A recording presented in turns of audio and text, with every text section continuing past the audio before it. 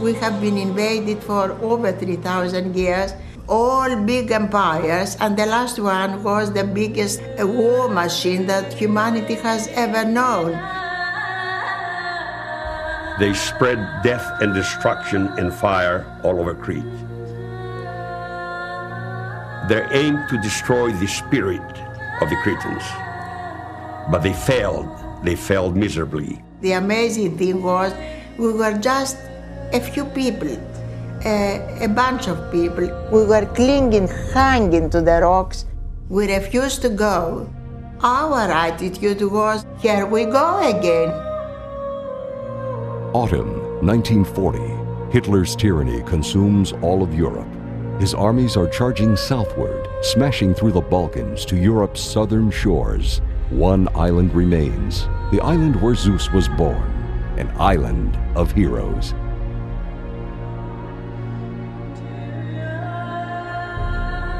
In 1939, I was drafted in the Greek army. 1940, October, Mussolini attacked Greece.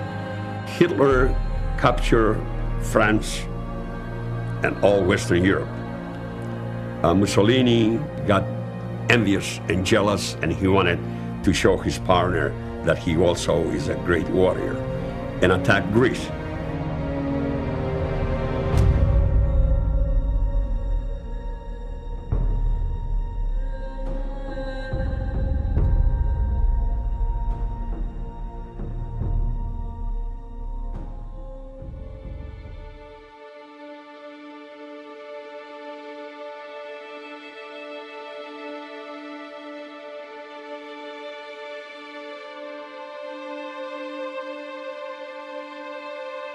The Italians outnumbered the Greeks 2-1, and not only that, but they had superior war equipment, tanks, artillery, air force, and yet the Greek spirit pushed the Italians back to Albania, and in the process, the Greeks captured many Italians prisoners and war equipment that we badly needed.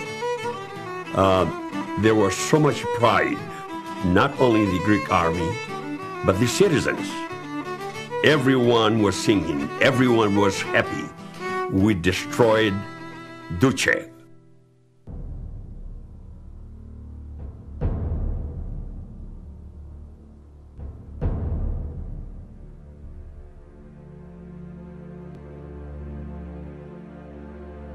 Hitler was not very happy with what happened in southeastern Europe. He had to divert forces that were designated for Operation Barbarossa, the invasion of the Soviet Union.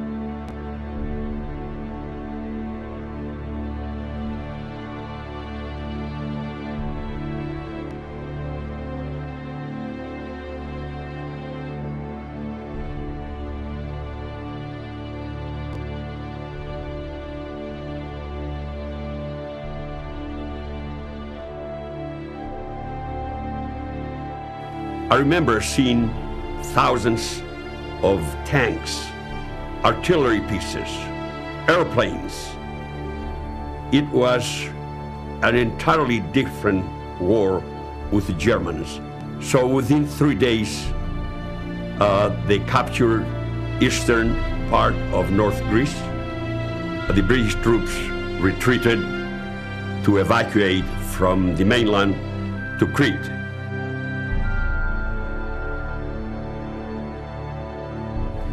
They left all their equipment behind. They were tired and not ready to start another fight.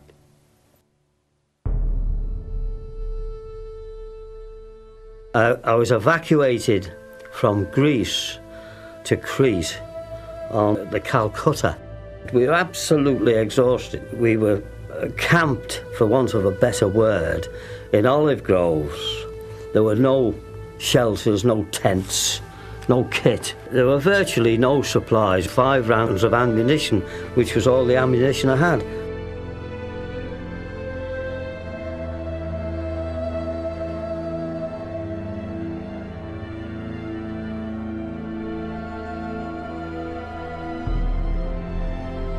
Hitler was not particularly interested in southeastern Europe. His focus was Operation Barbarossa. After much back and forth, the compromise was that Crete would be taken by an airborne attack. This would avoid using any ground troops that were slated for the Soviet Union.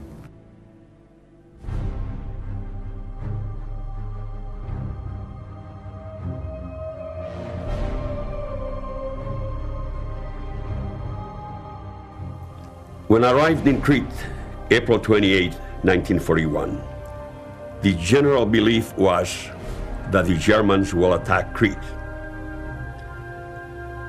We knew that the 5th Division, the Cretan Division, was in Albania. We knew there was no army in Crete to fight the Germans. The general population psychologically prepared themselves for that. Our sons fight in Albania. We have to take their place. And take their place, they did.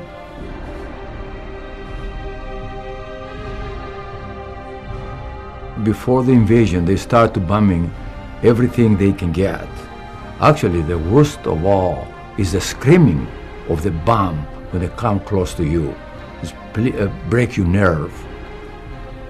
The German Air Force was constantly bombing the cities and the villages and everything that was moving.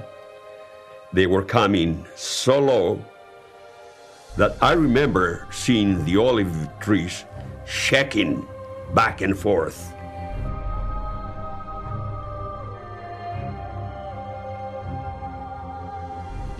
The fear began initially with the bombings. The whole area was literally shaking, and it made people panic.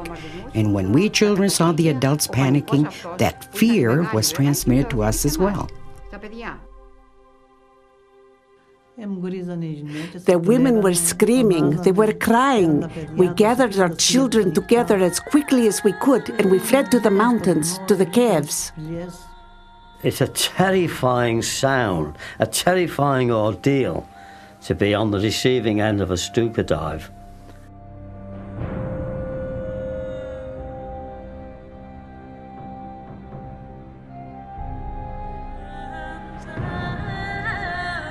They seem to be diving straight at you, you know, as if it's me that they're coming for. They were bombing from the south side of Heraklion to the north side, 3 planes at a time. I was looking for my father so we could escape, but the bombing suddenly got very close. It happened so quickly, I could make it to the zigzag trenches, just a few meters away. But if I had, I would be there today, because that's exactly where one of the bombs hit. They destroy all of Heraklion.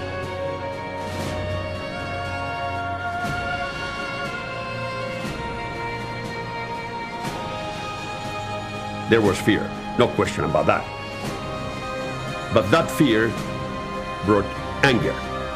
Let me tell you, the iron that was coming down and the fire made the Cretan hard, harder than the German steel, and the Cretan spirit harder than the German fire.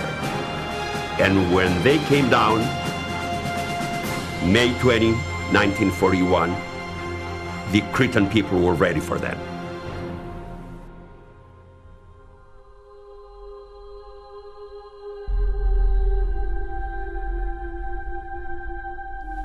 One morning, the Stuka raids stopped, the Messerschmitt raids stopped, and there was a sort of an eerie silence. It was quite strange because your ears and your nerves had got so used to this continual bombing and strapping that it was totally strange to see the sun and hear the silence, because you could hear the silence. It was so lovely. But it didn't last for very long when a different noise came.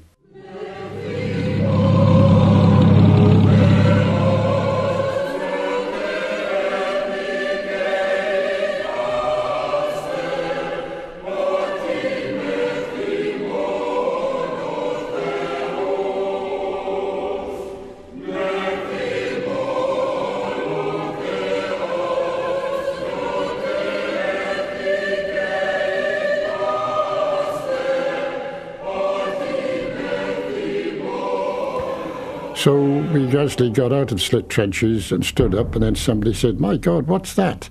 And looking over towards Malamy, we could see the air fleet coming in from the sea around there.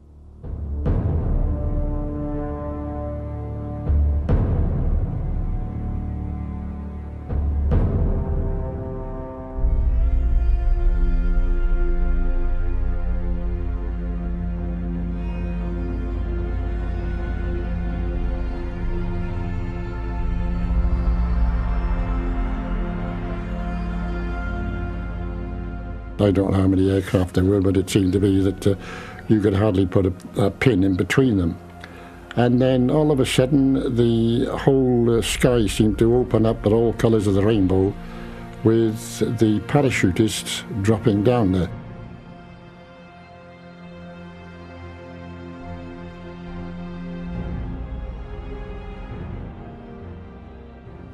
I was up in an olive tree watching them come down.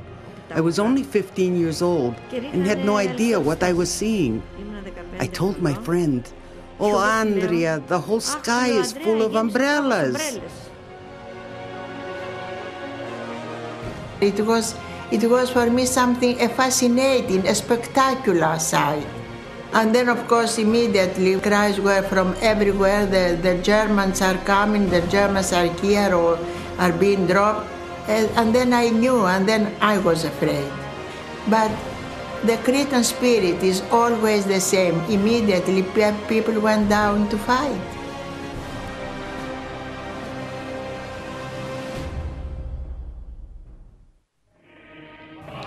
The German paratroopers were the elite of the elite. They came from Prussia, a lot of them, from a lot of old German families that had served the German armed forces for a long time. The Germans started dropping paratroopers early on in Hanya, May 20th. And in the afternoon, they dropped in РΕΘΥΜΝΟ and Heraklion. I was in ΡΕΘΥΜΝΟ. I remember when the airplanes started dropping the paratroopers, the whole city, like a body, started moving. They started bringing the bells, the church bells, freedom, save the city, stop the Germans, men, women, children, with nothing, no equipment, and we stopped the advance of the Germans to enter ΡΕΘΥΜΝΟ. We did not have many guns then, but still everyone ran to fight, women and men, children young and old. They went with mattocks, they went with sticks, whatever they could find. Those who came from the sky we call the sky people, and we vow that they would not succeed in enslaving us. I ran with my older brother who had fought in the Albanian War. He was home in furlough. He quickly managed to capture a German rifle.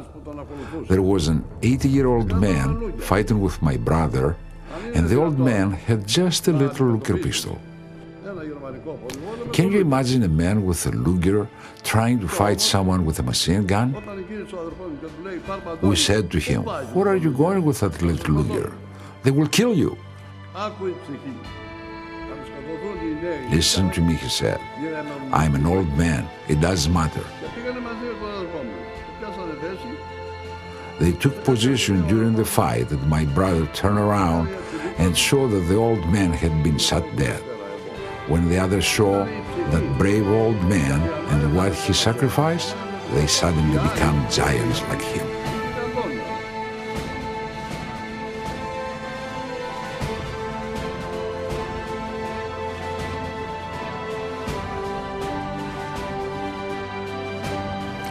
They call Crete the graveyard of the German paratroopers.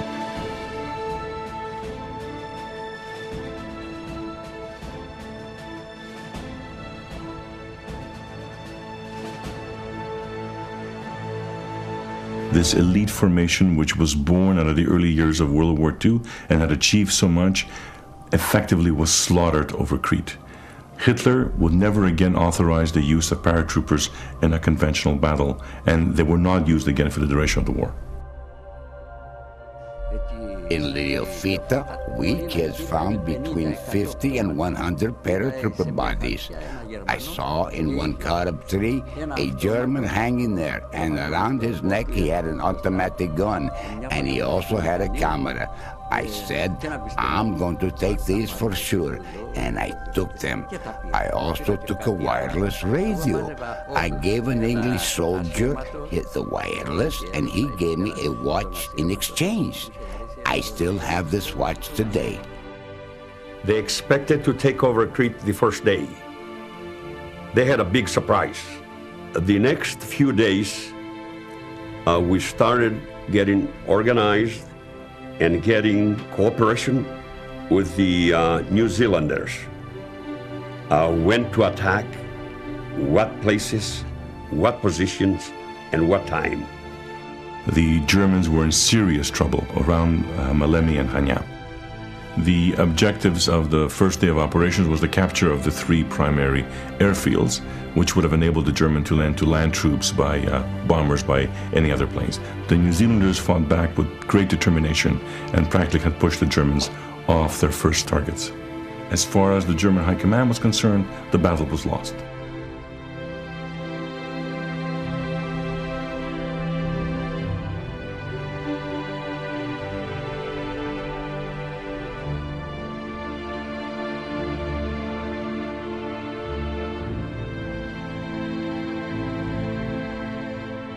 The situation around Malemi was desperate for the Germans. The German High Command had authorized a withdrawal.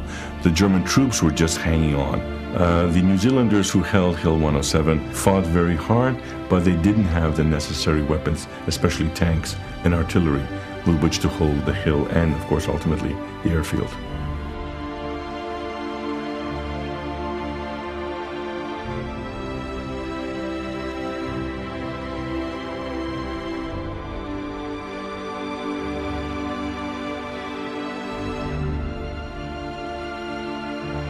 All Freiburg had to do was order a counterattack against Hill 107 that controlled Malemi Airfield. However, because he failed to order the counterattack, the Germans hang on to the hill, captured the airfield, and were able to fly in 5,000 fresh troops the next morning.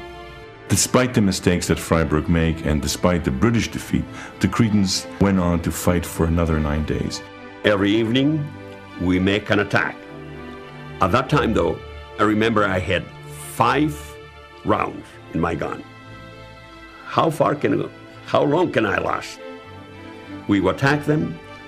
They would start with the machine guns and hand grenades and stopped us, push us back.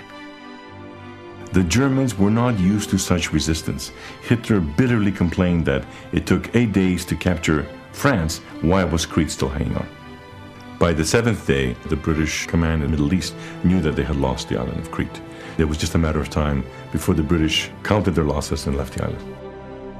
I remember the day that orders came for us to retreat. And the message that came to us was that Hanya fell and we were ordered to cease fire and retreat. It's difficult for me to explain the feeling, because our belief, as I said earlier, was that we won. The Germans lost in РΕΘΥΜΝΟ, and they did lose, but Hanya fell.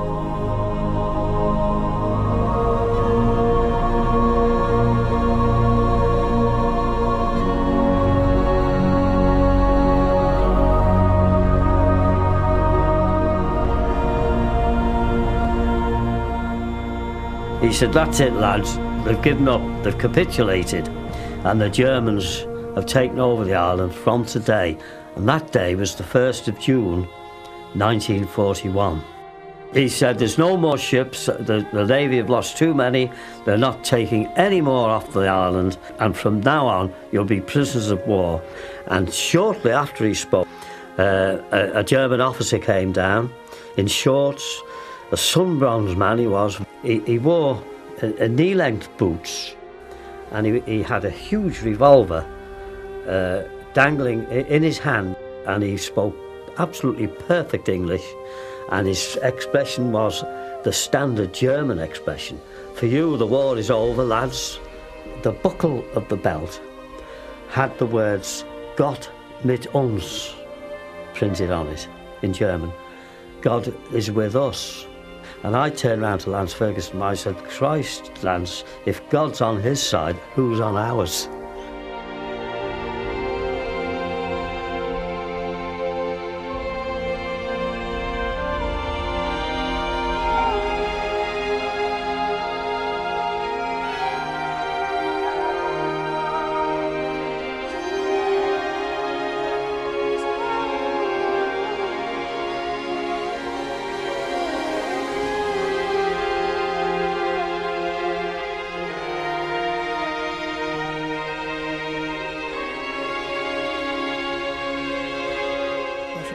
They took us to the creek where they're executing villagers. While we're under the olive trees, they talked to us one by one, asking us what we were doing when the Germans arrived in their parachutes. Depending on how we answered, the Germans told us to stand here or there in different groups. They gathered 7 people. Among them were 3 brothers, Digalakis Vasili, Digalakis Manoli, and Digalakis Yanni. Yanni was a newlywed, married just recently.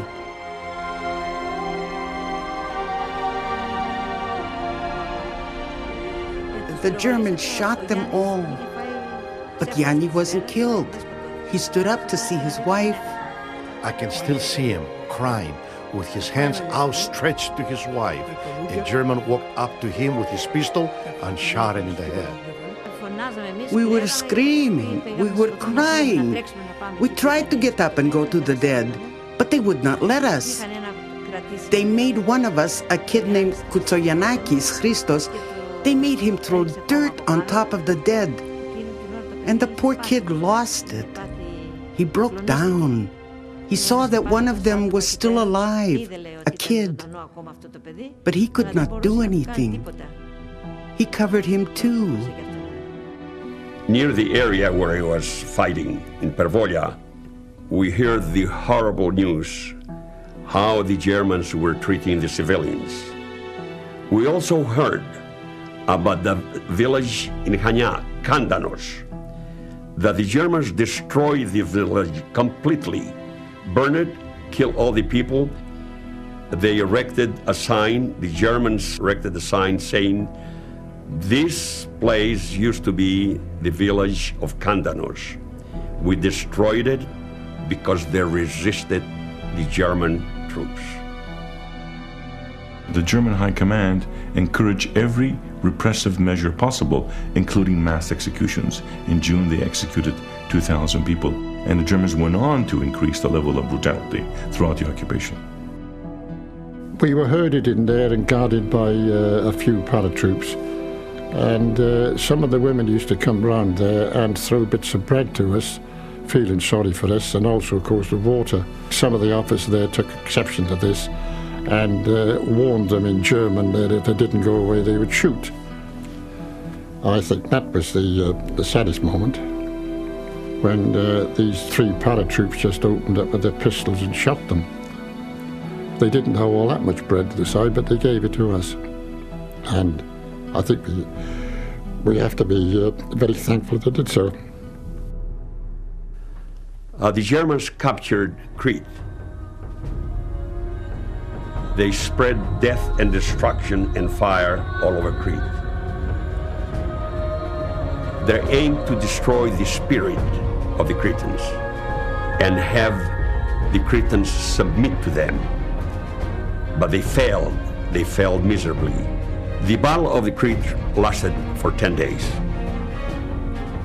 Crete fell, but never surrendered. There will be an 11th day, and they will pay.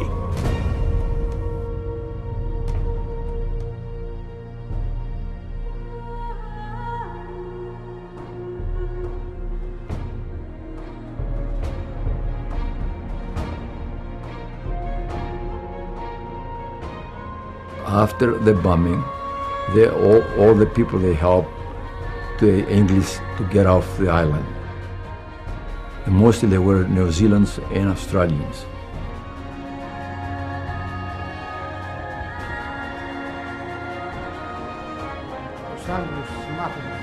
The British were our allies. We would give them the little that we had. They were our hope, and we were fighting together against the enemy. We knew that with the help of their forces, we would defeat the enemy and regain our freedom. The Greeks in general are very sentimental, and we literally idealized them. Anytime we heard that there was a British soldier around, we would go and help him. I saw an Englishman, and he came out with a gun and saying, "English, English." He had tied his leg where he was shot. The bullet went through his leg, but it had not hit the bone or the nerves. He saw all the executions from where he was hiding, but what could he have